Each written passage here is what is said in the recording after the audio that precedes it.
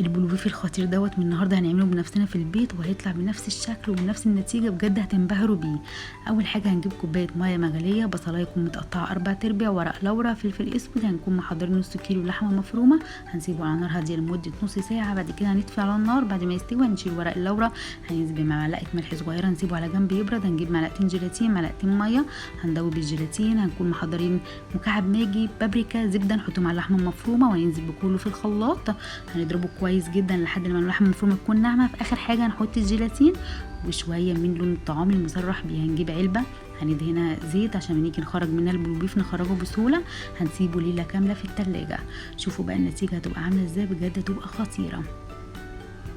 متنسوش بقى تعملوا فولو للفيديو على الانستجرام وعلى الفيسبوك، ولو عايزين تشوفوا فيديوهات اكتر هسيب لكم لينك القناه في صندوق الوصف. واشوفكم على خير وبالهنا والشفا، وباي باي.